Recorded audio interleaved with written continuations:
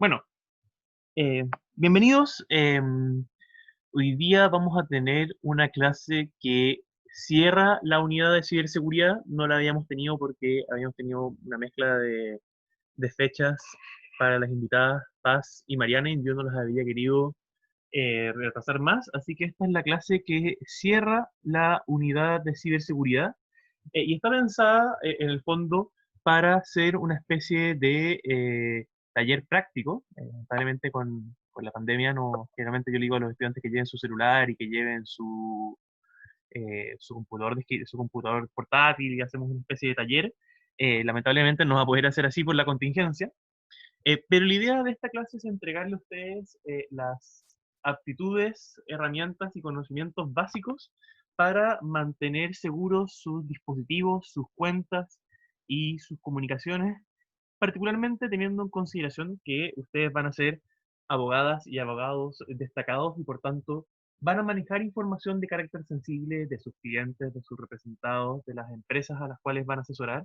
Y esa información va a causar tentación en la competencia, en la autoridad, en agentes externos, adversarios, y por tanto la idea es entregarles a ustedes estas competencias y estos conocimientos para que sean capaces justamente de eh,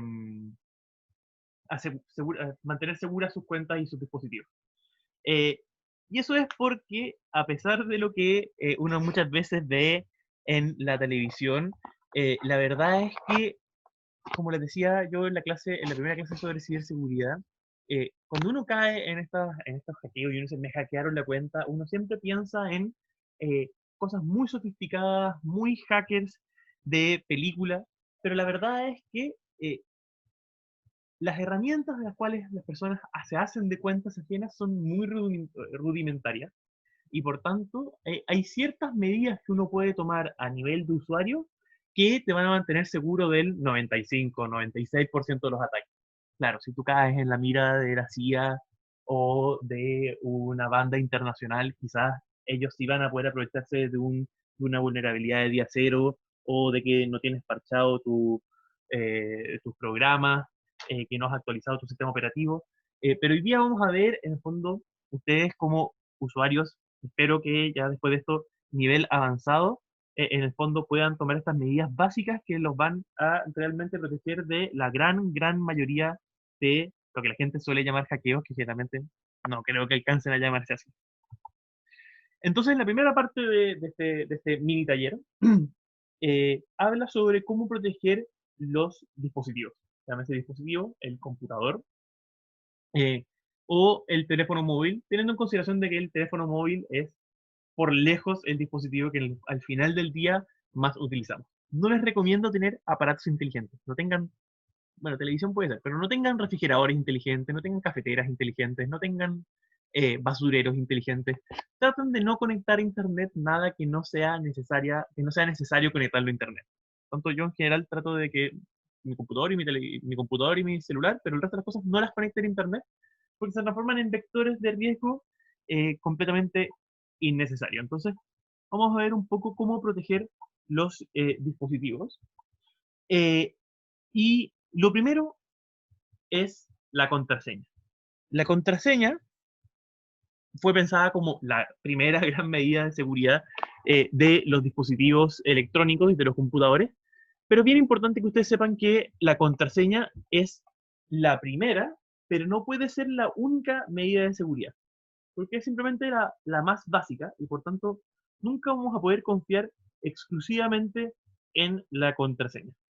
Y vamos a hablar justamente al igual que lo hablamos en la clase de ciberseguridad, que uno puede tener una discusión muy técnica sobre la contraseña, sus niveles de entropía, cuál es el número n de posibles combinaciones, de ponerle números, de ponerle símbolos, pero finalmente, como somos seres humanos que usamos los dispositivos, somos seres humanos que usamos las contraseñas, hay varios elementos que tienen que ver mucho más con las personas que con la matemática detrás de las contraseñas.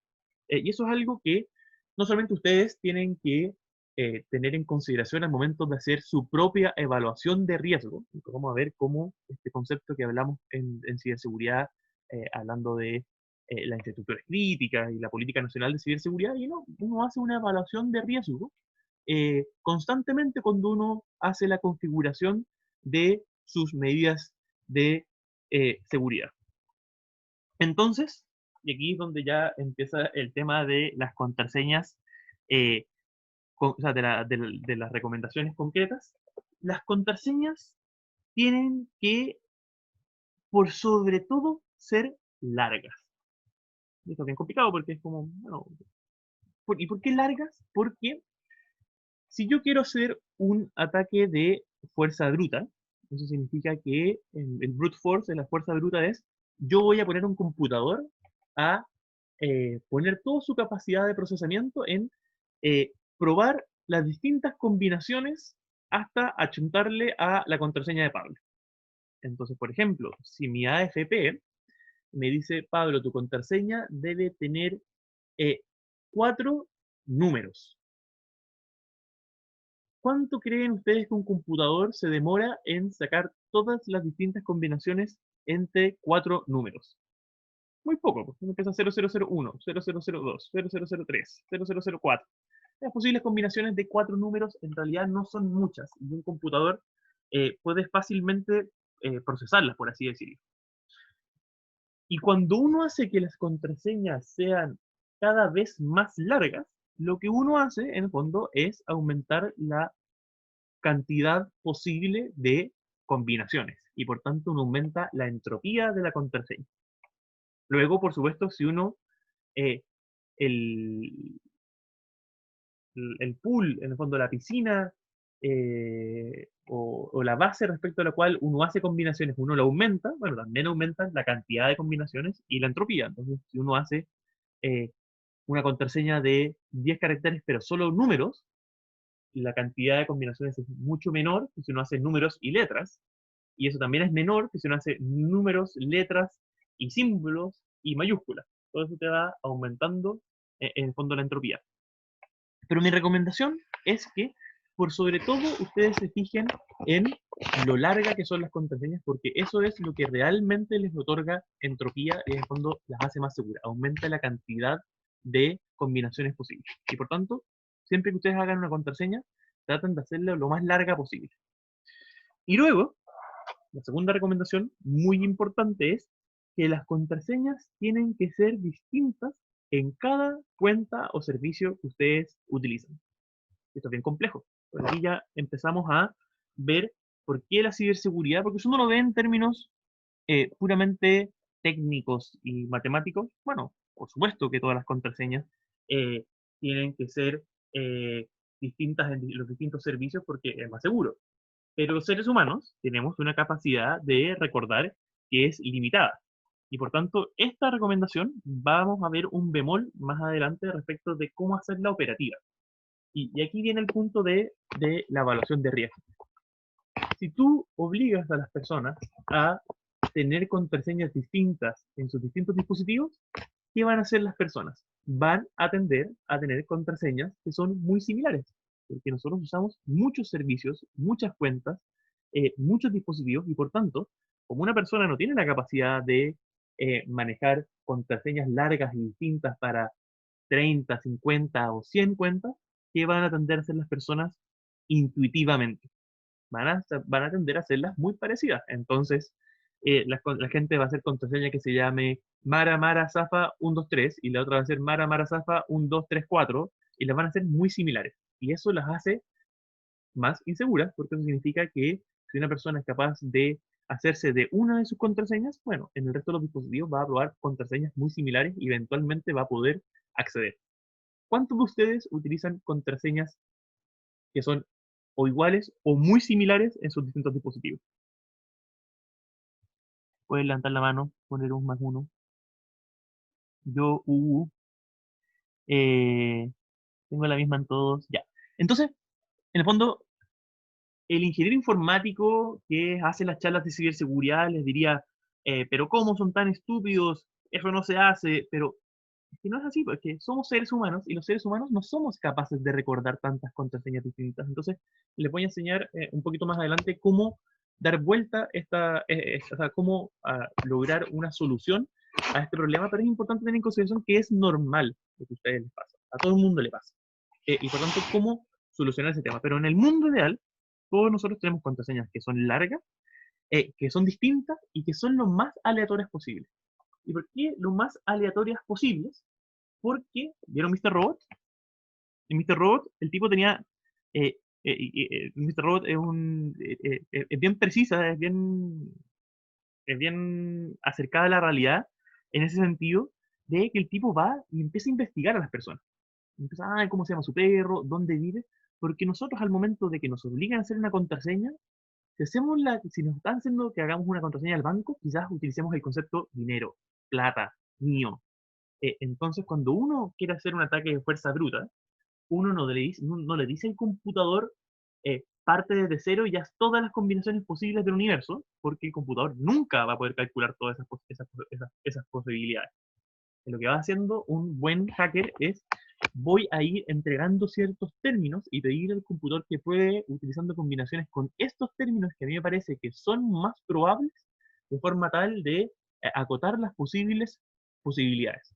Que fue lo que pasó en la película Código Enigma, cuando en el fondo a la computadora que descifra Código Enigma le dicen, oye, tal letra es la H porque todas las comunicaciones del ejército alemán terminan con Heil Hitler, entonces es HH. Y eso te acota las posibles combinaciones. Entonces, en el mundo ideal, las personas tenemos como primer método de defensa, es decir, la primera barrera, pero no la única, contraseñas largas, distintas y lo más aleatorias posible. Hay muchas páginas que te generan contraseñas completamente aleatorias, porque nosotros psicológicamente no somos capaces de generar contraseñas realmente aleatorias. Repetimos constantemente los mismos conceptos en nuestro mismo idioma. Si hacemos una cuenta que es sobre plata, usamos términos como dinero, como plata, como mío. Si usamos cuentas sobre juegos, hablamos de jugar, hablamos de entretención. Entonces, eso las hace más inseguras. Y esto es importante porque, como les decía, el usuario promedio tiene por lo menos 25 contraseñas o cuentas o dispositivos. Y por tanto, en general, eh, tendemos a compartir por lo menos 4 contraseñas entre los distintos dispositivos para ser capaz de recordarlas. Si no, simplemente, humanamente, no es posible recordarlas. Entonces, ¿cómo hacemos? O sea, en el fondo, ¿por qué esto es peligroso? Porque uno diría, bueno, pero si yo tengo una contraseña y esta contraseña es muy, muy, muy, muy, muy, muy, muy, pero muy segura, yo tengo una contraseña de 18 caracteres y con mayúsculas y con símbolos y con números y entonces tiene un nivel de entropía. Yo hablé con mi amigo ingeniero informático y revisó el nivel de entropía y era gigante. Entonces, esta es la parte que vamos a tratar de que sea como un taller. Métanse a haveibeenpwned.com. Busquen estos Have I Been Pwned en Google y pongan su correo electrónico en este buscador, eh, porque lo que hace esta página es que funciona como un repositorio de todas las grandes filtraciones de eh, contraseñas que han habido en los últimos años. Filtraciones conocidas, es decir, que en algún momento no les voy a decir en la dark web, porque en torrents, en sitios que andan dando vueltas, en el fondo aparecen estos grandes repositorios de contraseñas que se van utilizando. Entonces, vayan, alguien de ustedes puso su contraseña, puso su correo electrónico como para que le dijera en cuántas filtraciones han aparecido ustedes. Yo tengo 3. 3, 6. Y siempre son un poco las mismas. Dropbox, Linux, Taringa, ¿qué otra más había que era muy típica? No me acuerdo muy bien. A ver, la persona que tiene 6, ¿qué sitios salieron? No quiero invadir la privacidad, solo si quieres. Ninguna. 6, 3, 5. Y los que tienen 0 porque tienen correos electrónicos muy nuevos. Profesor, ¿cómo se ¿Sí? llamaba la página para buscarla? Tienes que escribir lo mismo que sale ahí. Have I Ah, been pwned. perfecto. Gracias.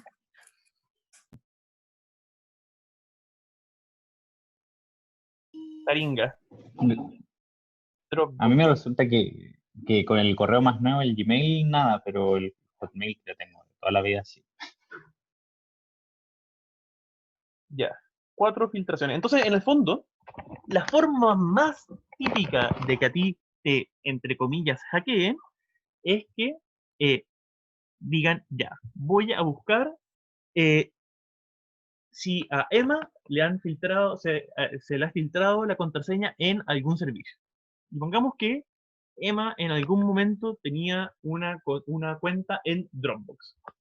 Y esa contraseña se filtra. Y lo que hace el hacker es decir, ah, es que eh, si Emma tenía esta contraseña en Dropbox, quizás compartía esa contraseña en Gmail. O si se filtró las contraseñas de Taringa, van y se meten a cualquier otro, especialmente correo electrónico. Entonces, si tú no tienes ninguna medida extra de seguridad y tú compartes la misma contraseña en distintos sitios, si alguna de esas contraseñas se expone o se compromete de alguna forma, ya sea porque se filtra en estos grandes dumps, en estas grandes repositorios, o porque te la adivinan, o porque eh, tú la tenías anotada en un papel, cualquier forma de exposición, eso al mismo tiempo expone todas las cuentas que comparten esta contraseña. Y eso que es muy, pero muy, pero muy, pero muy, pero muy, pero muy, pero muy sencillo, es la forma más típica de comprometer a una cuenta. Yo les aseguro que si ustedes en estos momentos se meten y empiezan a hurguetear un rato y empiezan a buscar los correos electrónicos de los ministros, de los políticos, lo más probable es que se puedan meter a la cuenta al correo electrónico alguno de ellos. No lo hagan, pero lo más probable es que lo logren. Porque las personas tienden a compartir la misma contraseña. O si no, lo que hacen es que le cambian un número, le cambian una letra. Entonces, si uno se mete un rato y empieza a buscar en estas filtraciones y empieza a encontrar los correos electrónicos de la gente que uno quiere vulnerar y uno empieza a cambiar y empieza a jugar, lo más probable es que terminan pudiendo entrar al correo de alguien. Y esta es la forma más típica de hackear, entre comillas, a alguien. Aquí están las contraseñas de MyHeritage, Mail.ru, Exploit.in, Dubmash, Collection. No conozco ninguna de esas. Pero se entiende la lógica, ¿verdad? De por qué es tan importante que las contraseñas sean realmente distintas entre los distintos servicios. Justamente porque si se filtra una de ellas, que pasa todo el tiempo, ustedes ya ven todas estas contraseñas. O sea, si ustedes se meten acá y ven que algún servicio que ustedes tienen, o sea, está comprometido, cambien la contraseña de ese servicio, pero al mismo tiempo cambien la contraseña de todos los otros servicios que compartieron una contraseña, porque esa contraseña ya no es segura. Luego, eh, ¿por qué es tan importante que la contraseña sea larga? Y aquí yo les puse un cómic de XKCD, que es uno de mis dibujantes favoritos, que les recomiendo mucho que lo sigan. Eh, y aquí en el fondo yo difiero mucho de un consejo que se da muy seguido. Y es un consejo que ustedes han enfrentado muchas veces. Y es esta idea de que uno, y de hecho muchas páginas te lo exigen. El gobierno de Chile lo pone como consejo en ciberseguridad, pero yo no lo desaconsejo. Que es esta idea de que las contraseñas tienen que tener mayúsculas, símbolos, números, alfanumérico, no sé qué. Y finalmente, y este cómic lo resume, es que eso es contraproducente. Porque, ¿qué pasa cuando tú obligas a una persona a usar mayúsculas, a usar números, a usar símbolos, a usar un montón de cosas que son difíciles? Las personas tienden a hacerse contraseñas que son cortas y fáciles de recordar. Eh, y por tanto, aquí en este caso, la persona ha usado una mayúscula, unos símbolos, y se hace una contraseña corta. Esa contraseña tiene poca entropía, porque tiene pocos caracteres, pero por otro lado, el hecho de usar una variedad distinta de caracteres le da más entropía. Y tú puedes calcular eso. Pero como el número de caracteres es tan bajo, el nivel de entropía y por tanto la capacidad que tiene un computador de adivinarla la hace una contraseña fácil.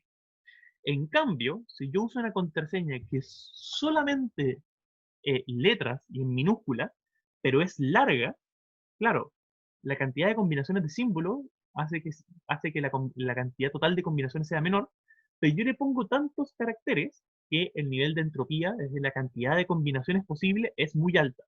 Y por tanto, ¿cuál es la gracia?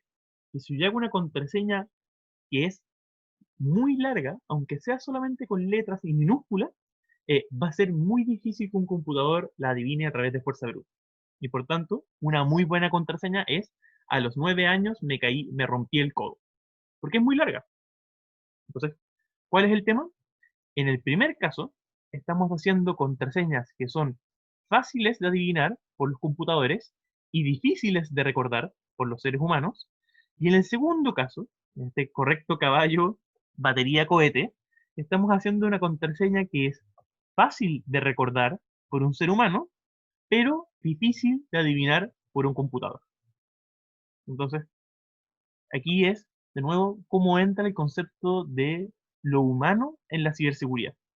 En teoría, uno debería usar una contraseña. En teoría, esta recomendación de usar letras, números, símbolos y mayúsculas es una buena recomendación, pero no tiene en consideración el factor humano, porque los seres humanos no vamos a usar contraseñas largas y al mismo tiempo con un montón de símbolos porque simplemente no las vamos a recordar.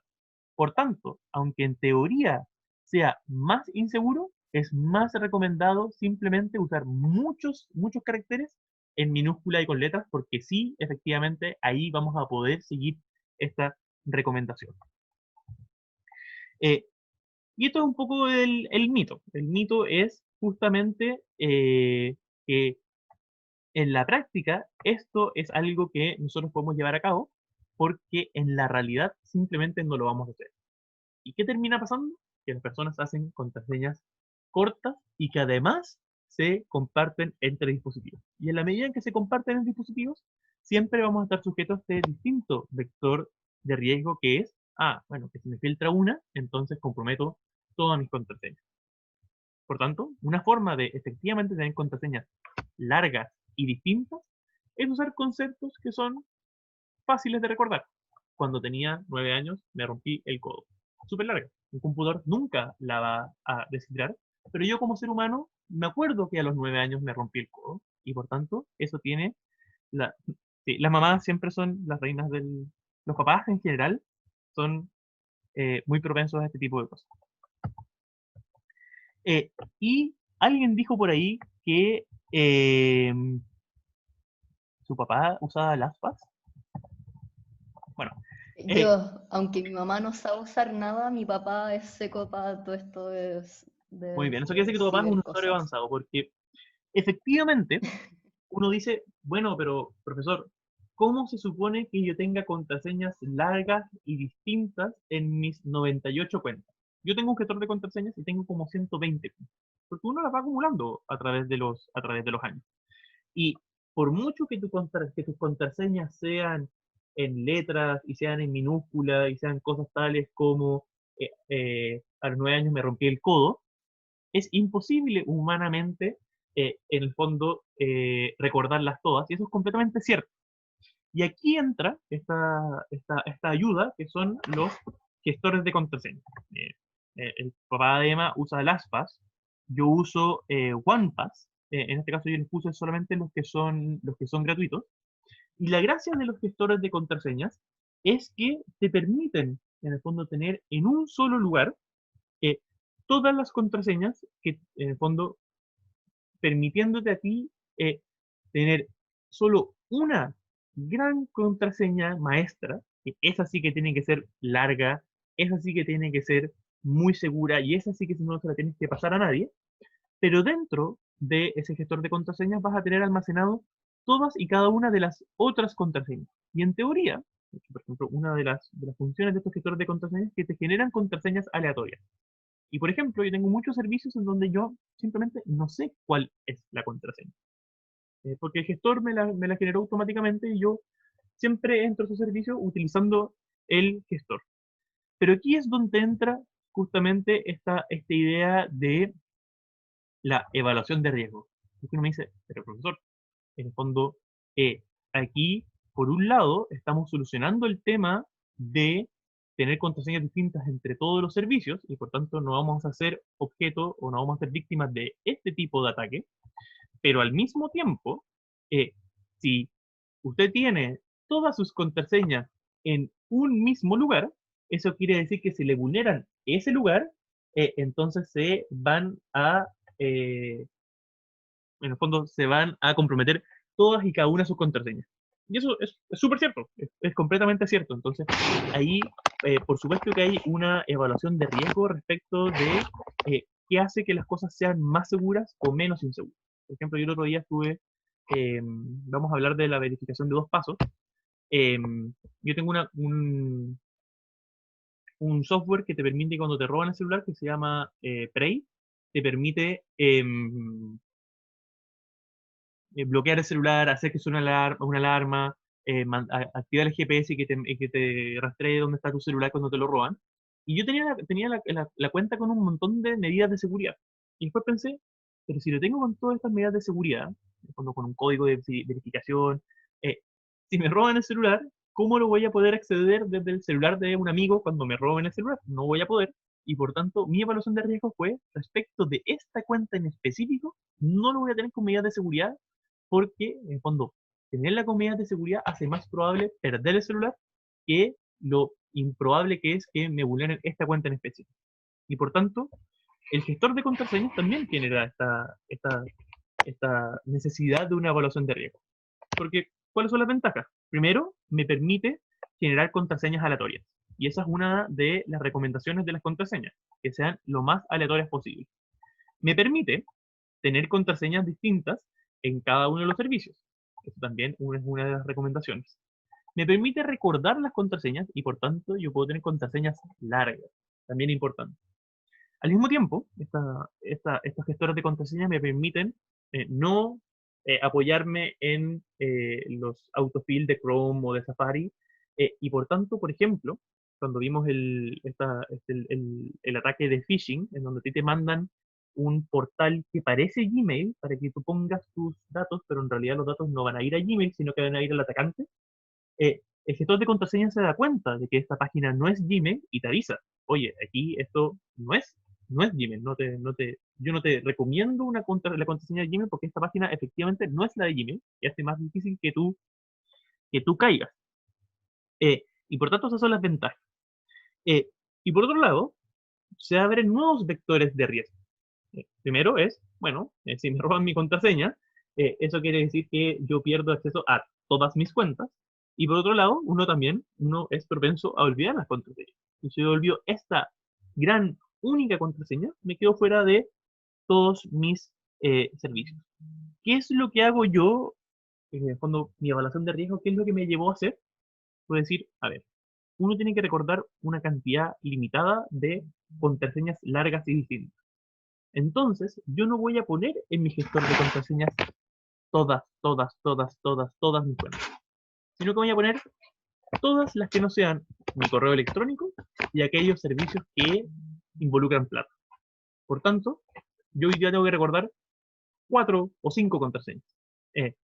La contraseña del gestor de contraseñas, donde están todas mis claves chicas, por así decirlo,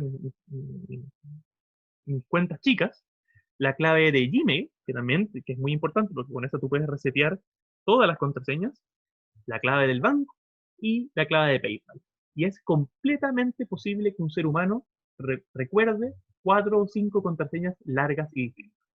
Y por tanto ahí, aunque me vulneren el gestor de contraseñas, con el gestor de contraseñas no van a poder acceder a mi Gmail y por tanto no van a poder resetear todas mis contraseñas. Y eso es un poco el punto medio que alcancé al momento de hacer esta gestión de riesgo.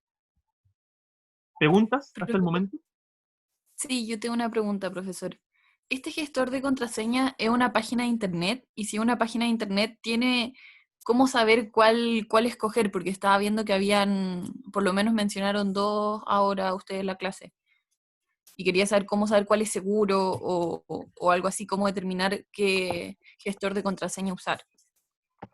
Mira, o sea, yo te recomiendo OnePass, pero OnePass es pagado. Y dentro de los gratuitos, yo te recomiendo LastPass. LastPass es bien bueno. Ahora, los gestores de contraseñas son, por un lado, una página web, pero al mismo tiempo operan como una extensión de navegador y como una app en el celular. Entonces, como app en el celular es bien cómodo, porque yo tengo estos lectores de, de huella dactilar que lo almacenan localmente. Entonces, tú cada vez que quieres llenar una contraseña, te lo hace automático. Y en el navegador también, como tienes una extensión, te llena automáticamente las contraseñas. Entonces, eso es un poco como opera. Muchas gracias, profesor. Y otra pregunta, ¿cuál era el nombre de la aplicación que usted comentó para en caso de robo de teléfono? Prey Project. Prey Project. De hecho, es una Gracias. aplicación chilena y le digo muy bien. Ha ganado mucho premio. Es como de las aplicaciones top de cuando te roban el celular, te permite bloquear el celular, te permite mandar un mensaje, te permite que suene el celular, te permite que te llegue la geolocalización a tu correo de donde tu celular está. Es súper bueno y es un proyecto chileno. Gracias.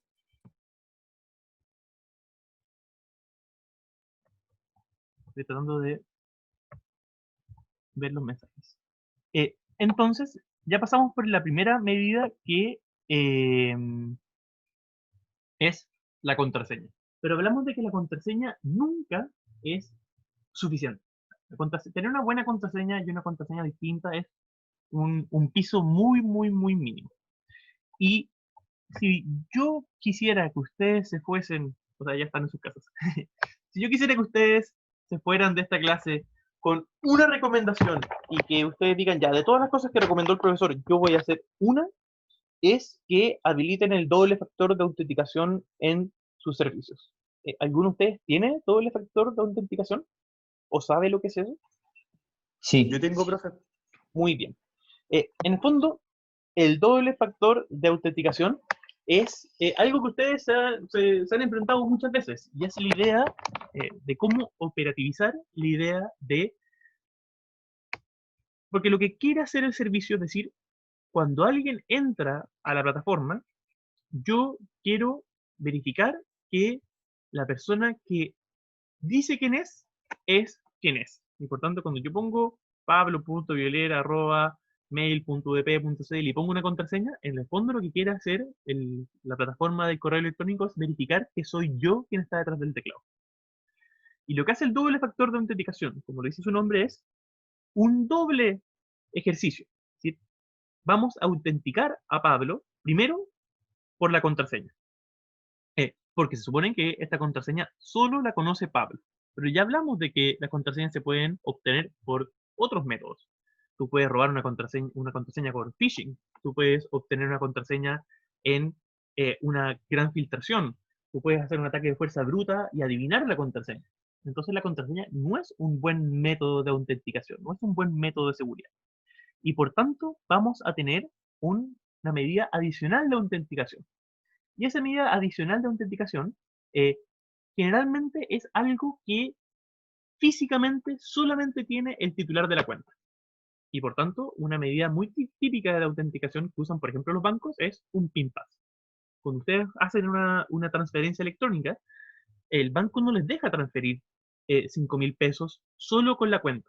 Porque el banco dice, no, o sea, solo con la contraseña. Porque el banco dice, bueno, que la contraseña ustedes se las pueden robar, se las pueden adivinar. Entonces, la contraseña y el PIN pass. Y el PIN pass, el banco dice, yo sé que tú tienes el PIN pass porque yo te lo pasé en la mano. Tú fuiste a una sucursal, me mostraste el carnet y te pasé el PIN pass. O eh, mensaje de texto. Yo sé que tú registraste este celular en la cuenta y por tanto cuando te llega el mensaje de texto solamente te va a llegar a ti. Y por tanto, eh, lo que esto trata de alcanzar es, aunque un hacker chino te averigüe la contraseña, al momento de entrar a tu correo, el correo le va a decir, no, es que la contraseña no es suficiente. Dame la clave dinámica que te llegó a tu celular. Y como el hacker chino no va a tener acceso a tu celular, no va a poder saber cuál es ese número dinámico. O el hacker ruso va a tratar de entrar a va a tener tu contraseña porque la encontró, te la robó con phishing o la encontró en una base de datos filtrada, pero el servicio va a decir, no, es que dame el número de PIN pass del PIN pass que yo te pasé en la mano. Y por tanto, esto es un factor muy efectivo de seguridad. porque impide que una persona entre a tus servicios, incluso si tiene la contraseña. Y eso es muy, muy, muy, pero muy efectivo. Entonces, yo de verdad que si algo van a aplicar de lo que yo hoy día les estoy recomendando, esto es por lejos lo más importante. Entonces, por ejemplo, en el caso del banco, el banco exige, cuando es una primera transferencia, un triple factor de autenticación. Primero, te manda una clave dinámica al celular y luego te pide el PIN Pass. Hay hay otros servicios que te mandan mensajes de texto. Hay otros servicios que te permiten tener, esto es bien cómodo, son unas aplicaciones que se llaman autenticadores. Hay uno de Google y hay varios más que son una especie de PIN Pass, pero como aplicación dentro del celular. Y estas son, en el fondo, claves dinámicas que van cambiando, y por tanto eso también sirve como doble factor de autenticación. Ahora, Profesor, ¿sí? yo una vez tenía un amigo que usaba ese autentificador como una aplicación en el celular que te mandaba como un PIN, ¿cierto? Sí, Y, y lo chistoso es que no tenía contraseña en su celular. Entonces cualquiera se podía meter a su celular y usar el autentificador y ahí meterse a cualquier aplicación. está dentro de las recomendaciones. Eh, porque en el fondo es que es importante, porque uno muchas veces, esto es una evaluación de riesgo finalmente. Y por tanto uno siempre tiene que tener en cuenta todos los distintos factores que pueden ser vectores de ataque. Entonces, por ejemplo, uno puede decir, ya, entonces si yo uso en este caso tu amigo, era como, ya, tú tienes doble factor de autenticación, pero alguien te lo puede robar manualmente.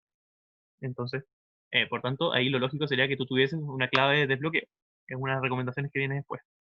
Pero al mismo tiempo, uno puede decir, ya, pero mira, eh, yo, si yo le enseño esto a mi mamá, yo sé que mi mamá va a perder el celular, se lo van a robar, va a pasar algo y se va a quedar sin el doble factor de autenticación y se va a quedar fuera de su cuenta. Entonces uno hace una evaluación de riesgo y uno dice, ¿qué es más probable? ¿Que mi mamá pierda el PIN Pass eh, o pierda el celular y se quede fuera de sus cuentas? ¿O que un hacker chino le adivine la contraseña y le robe sus credenciales? Entonces, en el fondo, el doble factor de autenticación te hace más segura las cuentas por el lado de que, en el fondo, ya no vas a ser susceptible de ataques a menos que te clonen la SMS. Hay gente que cae en fraudes bancarios en donde no solamente hace la transferencia fraudulenta, sino que además eh, la gente, el estafador, le pide que dé la clave del PIN Pass dentro de los segundos, así como, mándamela ahora mismo, y los tipos le mandan la clave del PIN Pass y los tipos hacen la transferencia. Y han ganado en las cortes de apelaciones, en el fondo que eso es culpa del banco. Pero en el fondo, esto nos vuelve la cuenta más segura en términos de que ya nadie va a poder acceder solo con mi contraseña, pero nos vuelve más inseguros en el sentido en que si perdemos el PIN Pass, si perdemos el YubiKey, si perdemos el dispositivo que genera esta doble autenticación, nos podemos quedar fuera de nuestra cuenta. Y aquí, en el fondo, siempre todos los servicios tienen, en el fondo, generadores de respaldo para acceder a la cuenta. Entonces, por tanto, uno puede imprimir estos códigos de respaldo y uno los puede imprimir y dejar en el cajón. Y eso significa que aunque yo pierda mi celular que tiene la aplicación para generación de códigos, yo igual voy a tener esta fuente de respaldo. O uno puede poner el correo de un familiar como eventual respaldo. O uno puede poner un segundo número de teléfono como respaldo. Por tanto, es súper importante generar el doble factor de autenticación, pero al mismo tiempo generar otros mecanismos de respaldo que permitan nunca quedarnos fuera de nuestras cuentas.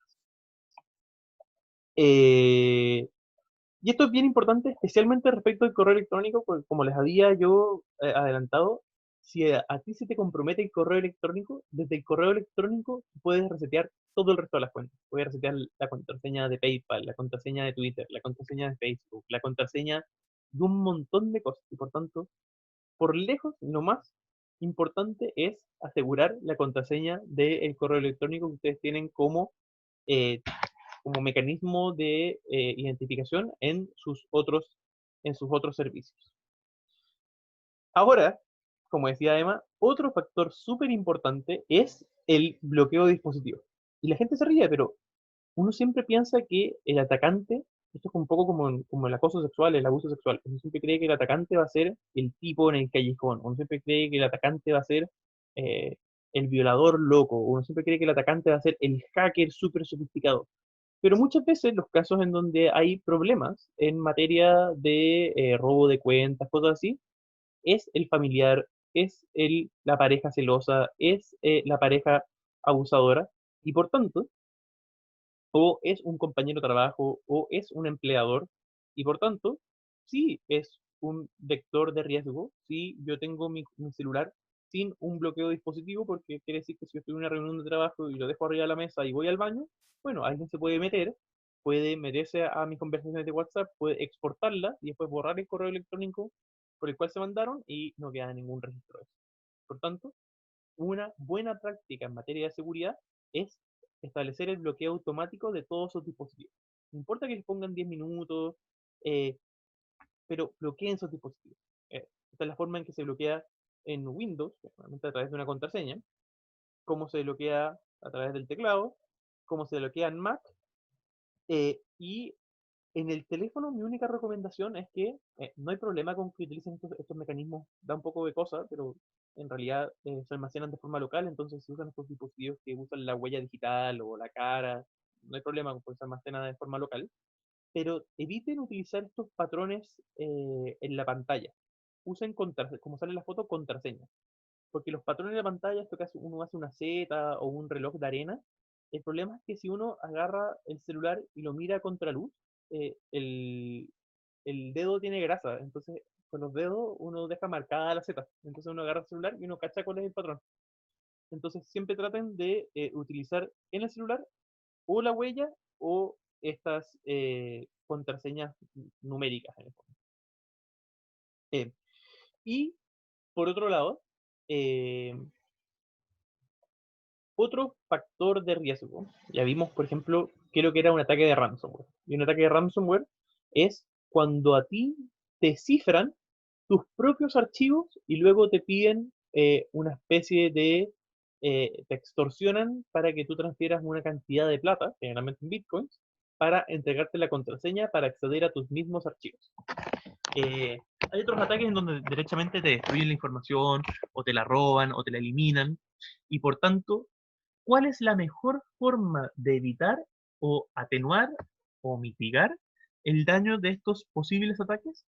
Y eso es muy sencillo, es respaldar periódicamente sus archivos.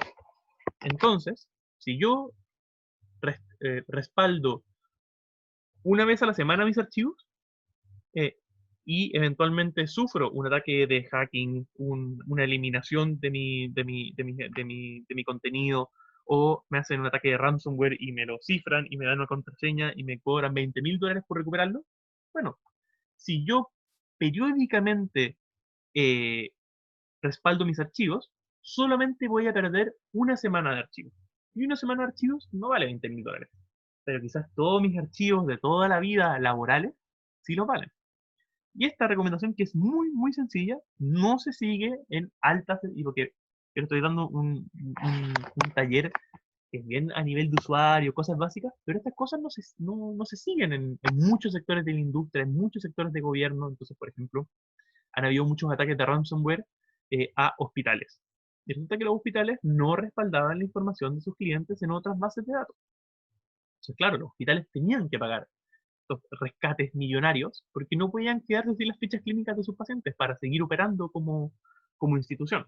En cambio, si ustedes respaldan periódicamente, eh, lo único que van a perder va a ser, bueno, desde la última vez que respaldaron. Yo les recomiendo que tengan la información almacenada localmente en su computador, al mismo tiempo lo tengan respaldado en una nube, Dropbox, Drive o lo que sea, y que cada 2 meses, una vez al mes, lo respalden en un dispositivo externo que ustedes guarden en el cajón. Entonces tengan un disco duro externo y una vez cada 2 semanas van y lo echan todo encima, reemplazan, se demoran 5 minutos, y por tanto, en ese caso, aunque ustedes les comprometan el computador, los archivos locales y el respaldo en la nube, ustedes siempre van a tener ese respaldo de un disco duro externo u otro dispositivo guardado en el cajón. ¿Dudas hasta ahora?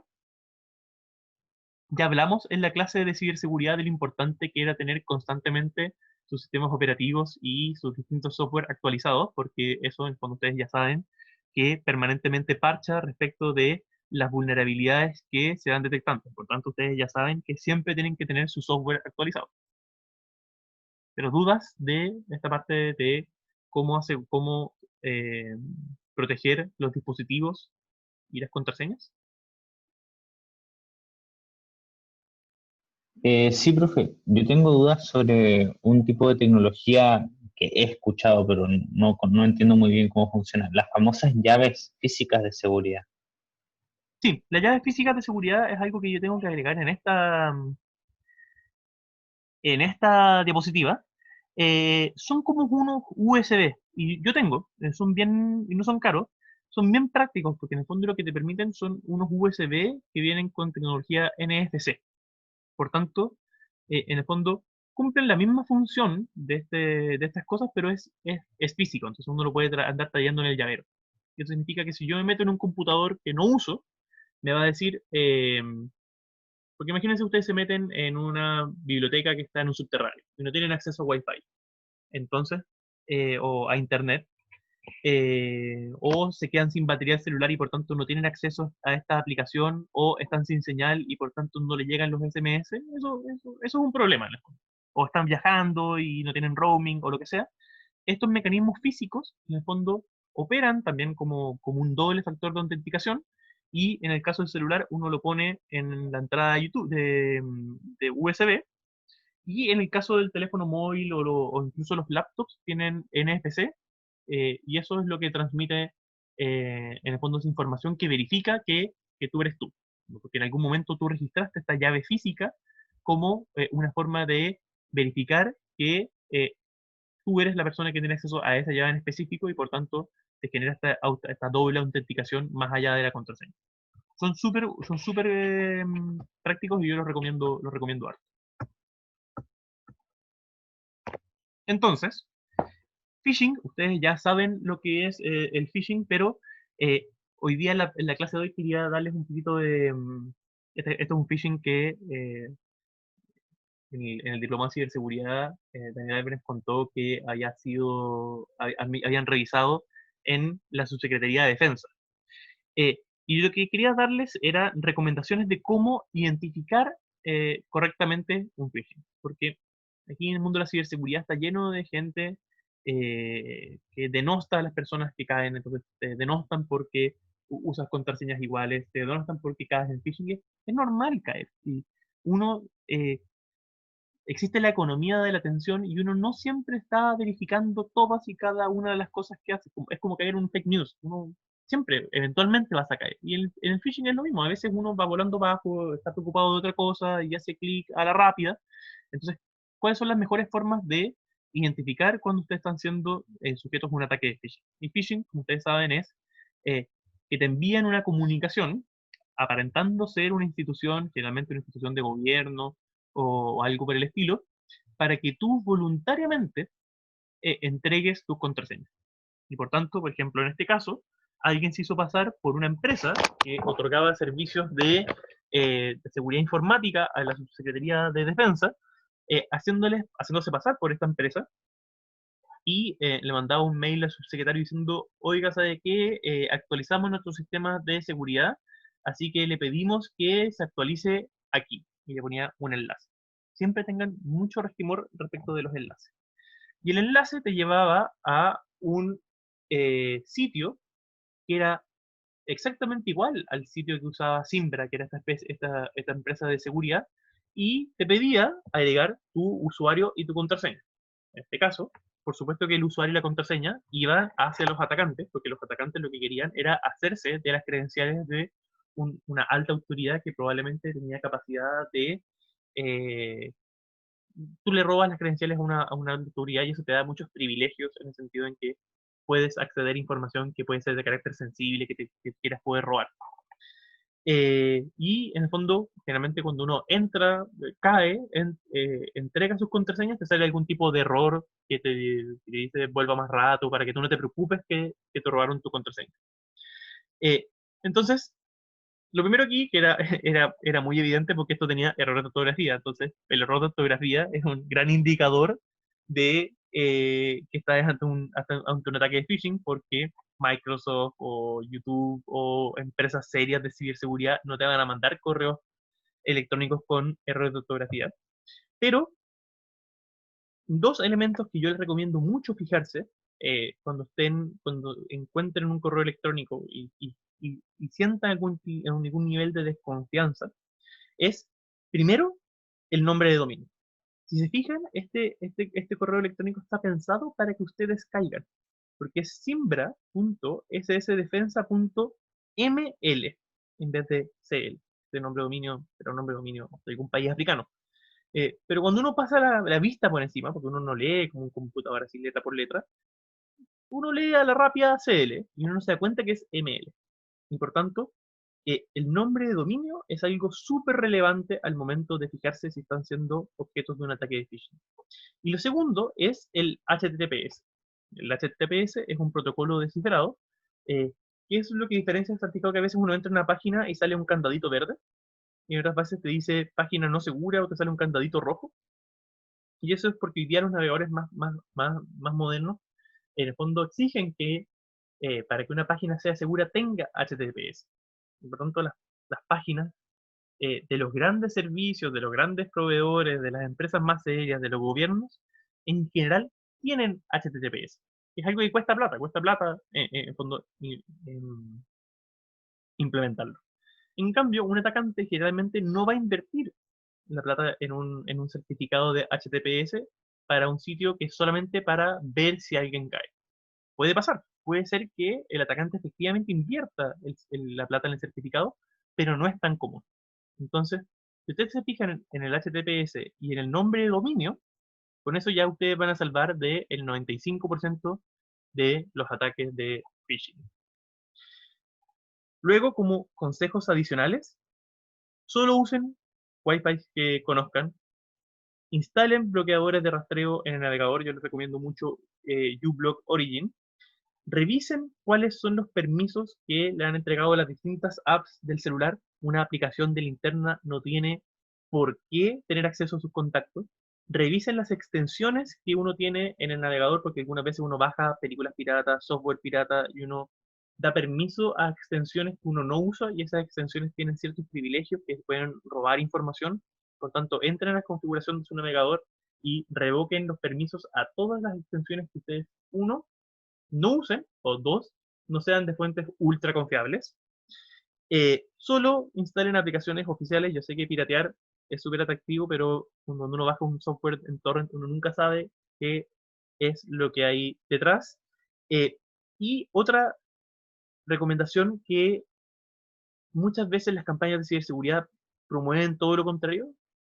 Muchas veces las campañas de ciberseguridad dicen, incluso algunos servicios te obligan a cambiar tu contraseña cada cierto tiempo. No cambien su contraseña a menos que ustedes sientan que haya sido comprometida.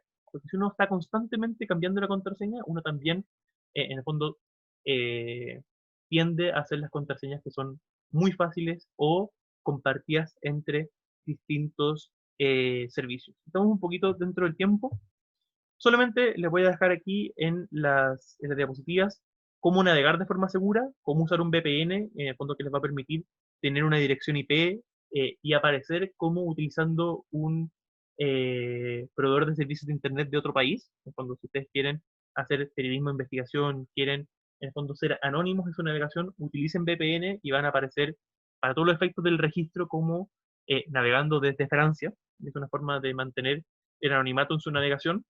Tor lleva eso a otro nivel y es aún más seguro, un poco difícil de usar. Y finalmente les dejo este cuadro comparativo de cuáles son los beneficios de WhatsApp, Telegram y Signal. Todos tienen cosas buenas y malas. El más seguro es Signal, el que tiene mayor usabilidad es WhatsApp, y por tanto ahí respecto de los pros y los contras que tienen cada uno, ustedes pueden generar su propia evaluación de riesgo respecto de qué cosa usar bajo ciertas circunstancias y cuáles usar bajo otras circunstancias. Por ejemplo, si ustedes tienen un colectivo político y están discutiendo eh, cosas que son sensibles, yo les recomiendo usar Signal. Si ustedes tienen un grupo de memes, yo les recomiendo usar WhatsApp.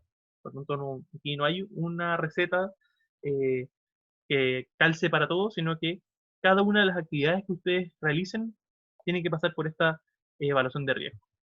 Y si ustedes quieren usar correo de forma cifrada, en el fondo con este cifrado asimétrico de clave pública, como ustedes ya dolorosamente recuerdan que eh, sufrimos explicando cómo funcionaba el cifrado de llave pública, PGP, que se llama Pretty Good Privacy, tiene un mecanismo de cifrado por llave pública, es bien difícil de usar y de configurar, pero una vez que ya lo configuran, pueden mandar correos electrónicos completamente cifrados, y eso ya es un nivel mucho mayor de seguridad. Pero si ustedes son abogados y están asesorando a una gran empresa y quieren tener una litigación de libre competencia y se van a mandar información súper, súper, súper sensible y ustedes dicen, pero que yo sé cómo utilizar cifrado asimétrico, van a quedar como los mayores expertos de derecho y las nuevas tecnologías. Y aquí les dejé un par de recomendaciones de, en el fondo, otros contextos que no necesariamente tienen que ver con lo digital, pero tienen que ver con cómo borrar los metadatos de los archivos que ustedes suben a Internet. Por ejemplo, si ustedes van a denunciar una situación de corrupción, los archivos que suben para esa denuncia tienen que eliminar los metadatos de quién es el autor del archivo, cuál es la ubicación de dónde se hizo, cuál es la fecha, y cómo difuminar los rostros de las personas en las fotos una vez que ustedes las suben a internet. Así que disculpen lo apresurado de la última parte del taller, nos quedamos un poco pegados en la parte de contraseña, pero espero que luego la PPT les sirva como apoyo y que con estas medidas muy básicas de ciberseguridad ustedes ya tengan más o menos como el 95-98% de las veces que sus usuarios, sus dispositivos o sus cuentas pudiesen ser comprometidas ya más o menos seguras. Así que muchas gracias por su atención. Si tienen dudas, no sé si los que están en esta iniciativa de hacer los apuntes compilados se quieren quedar después de clase para conversar. Yo encantado. Si tienen alguna duda, también.